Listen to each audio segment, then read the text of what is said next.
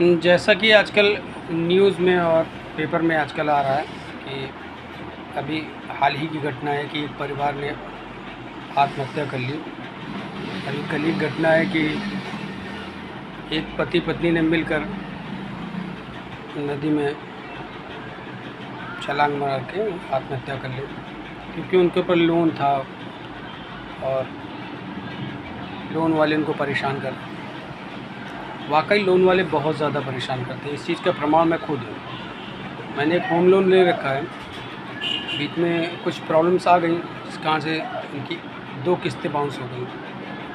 भाई साहब सुबह शाम एक तो ये फ़ोन करें, उसके बाद इनका जो रिप्रेजेंटेटिव आता था वो इतनी बदतमीज़ी से बात करेगा आपसे, इतनी बदतमीज़ी से बात करेगा कि आपका खून खौल जाएगा और उसको मारेंगे नहीं आप, बस इतना हो जाता है।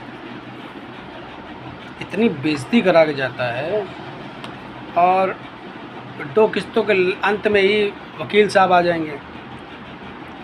वकील साहब बताएंगे कि भाई लीगल एक्टिविटीज़ चालू हो जाएंगी, उनका जो खर्चा होगा 2500 2500 आपको देना पड़ेगा। 1 महीने में 3 बार बाउंस करेंगे आपकी चेक और उसका बैंक को भी देना पड़ेगा और जो इस बैंक से आपने लोन कराया उसको भी देना पड़ेगा।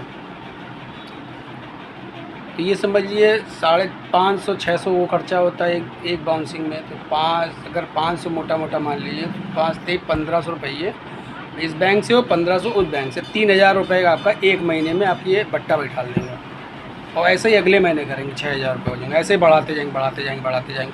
आपको मतलब इतना ज़्यादा परेशान कर देंगे कि कुछ कहने को नहीं। ज़बान ऐसे चलेगी जैसे लगता है इन्होंने आपको पाल के पोष रखा हुआ है, पिताजी बन जाएंगे, बिल्कुल ऐसे बात करेंगे, मतलब इंतहा है। मैं खुद प्रमाण हूँ, मैंने खुद ले रखा है। इनका कोई इलाज हो तो बताएं, नहीं तो जो एक समय होता है, इंसान अपने समय सही कर, जब समय सही चल रहा होता है तो वो लोन ले लेता है, तो अपना मकान बनवाता है, घर बनवाता है, अपने इच्छाएं पूरी करता है, अपने जो सपने हो वो पूरे करता है। अगर बीच में कुछ मान लीजिए मेडिकल प्रॉब्लम आ गई, कोई बीमार हो गया, किसी की कोई डिजीज़ हो गई, कोई राहत वाला काम नहीं इनके पास। आपको देना ही देना है, नहीं देंगे तो आपको कोर्ट में गलत धाराएं लगा के आपको बुलाएंगे, ये आपको परेशान करेंगे कुल मिला के, और बहुत ज़्यादा परेशान करेंगे।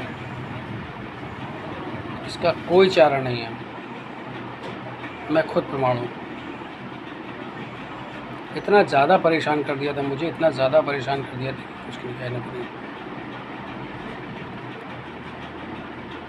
इसका कोई हल भारत सरकार को निकालना चाहिए कि अगर कोई मेडिकल प्रॉब्लम आ रही है, कोई डिज़ीज़ इंसान को हो गई है, तो उसका जो रेस्ट अमाउंट है उसके लिए उसको थोड़ा सा टाइम दिया जाए, 6 महीने साल भर उसको टाइम दिया जाए कि भैया इस बीच में आपको कोई ब्याज नहीं पड़ेगा और कोई भी आपका बैलेंस बढ़ेगा नहीं।